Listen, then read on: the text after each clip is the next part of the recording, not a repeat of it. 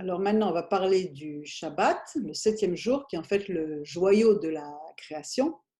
Et ce septième jour, il a introduit avec la déclaration que toute l'œuvre de Dieu pour la création est accomplie. Dans Genèse 1, 2, 1, on voit « Et les cieux et la terre furent achevés, Yechoulou, et toute leur armée ».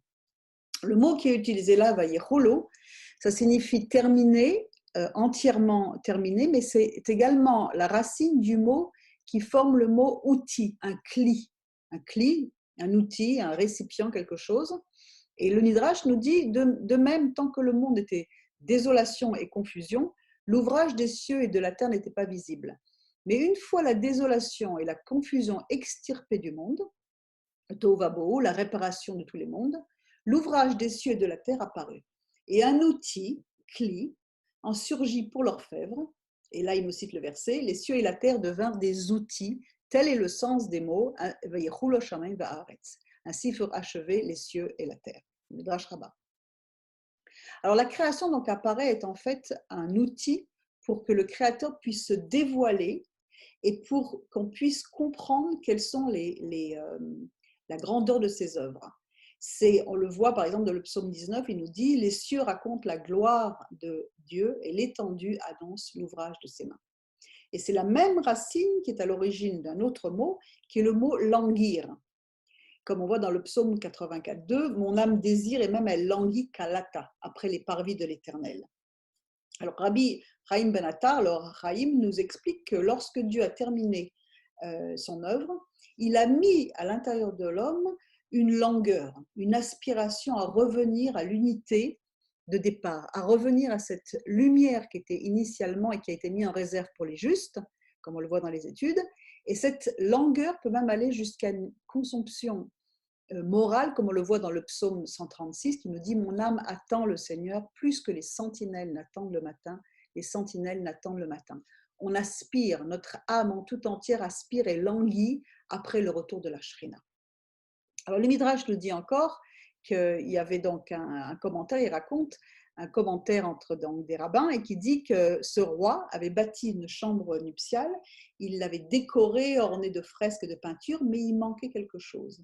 Qu'est-ce qui manquait? La kala, c'est-à-dire la fiancée. Vous voyez, kala, c'est le même, encore la même racine.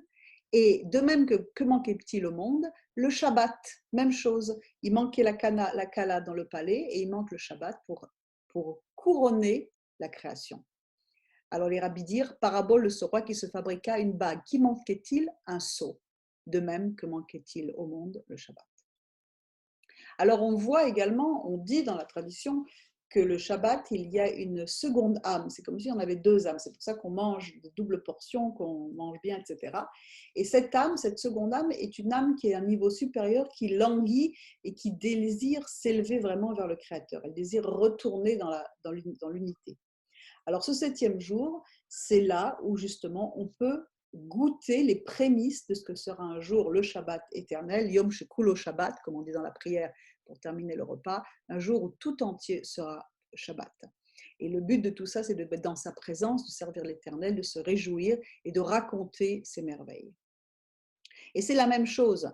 Il a mis également la lumière initiale, la nostalgie de cette lumière initiale qui avait été créée dès le départ, c'est la lumière du Mashiach, du Messie.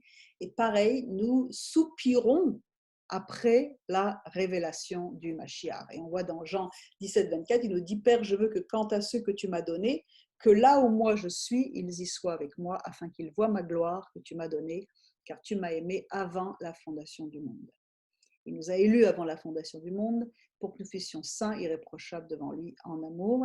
Et nous entendons, nous reconnaissons, nous connaissons la voix. Comme il est dit, je leur donne la vie éternelle, ne périront jamais et personne ne les ravira de ma main. Donc ce qu'on comprend, c'est qu'en fait, le Shabbat, c'est lié à la révélation de Dieu, à la lumière initiale, donc au Messie. Et c'est une aspiration qui se retrouve. Et quand on dit on rentre à la bergerie, c'est que d'un seul coup, quand on entend la voix du berger, où instinctivement on veut rentrer. Pourquoi? Parce que c'est là que se trouvent les verts pâturages.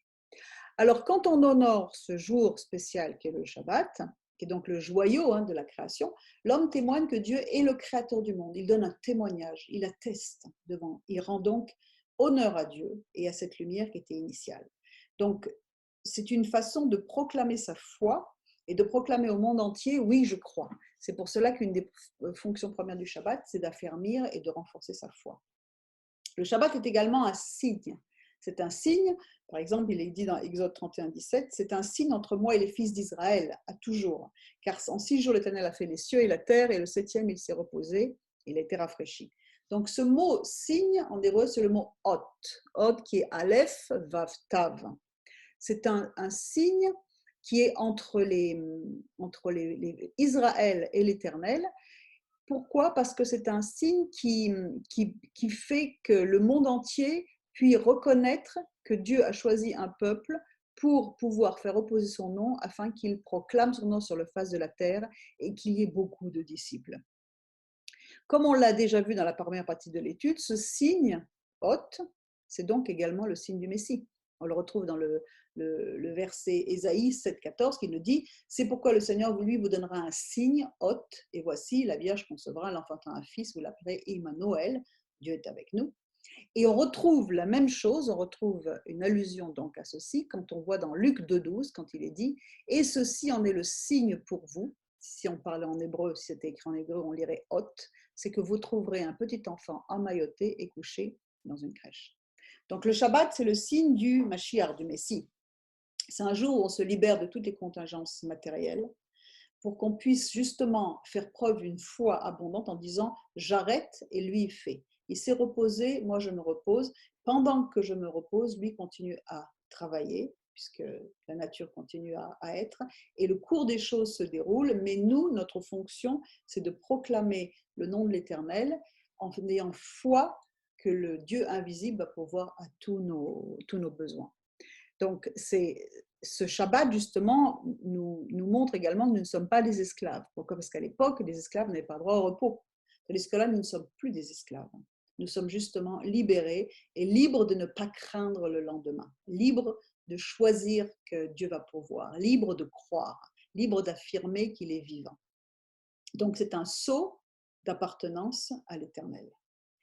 La Torah nous dit que Dieu a sanctifié le Shabbat, car en ce jour, il se reposait de toutes ses œuvres que Dieu créa en la faisant. Et il est dit dans Genèse 2,3, et Dieu bénit le 7e jour et le sanctifia, veikadeshoto, car en ce jour, il se reposait de toute son œuvre que Dieu avait fait. Donc, il a cessé toute productivité pour ceci. Pourquoi? Parce qu'il nous montre qu'en fait, ces 6 jours de travail, ça représente ce qu'on appelle le chol, c'est-à-dire le profane, c'est plus le matériel. Chol, c'est comme du sable, d'ailleurs c'est le même mot, chol, c'est plus du matériel. Et en fait, ça crée un récipient pour contenir une sainteté qui est celle du Shabbat, donc qui est kadosh. Donc le chol, le profane, c'est ce qui va contenir le Shabbat. Mais le chol ne peut pas exister sans le Shabbat et le Shabbat ne peut pas exister sans le profane. Pourquoi? Parce que les deux se complètent et les deux manifestent une dimension différente.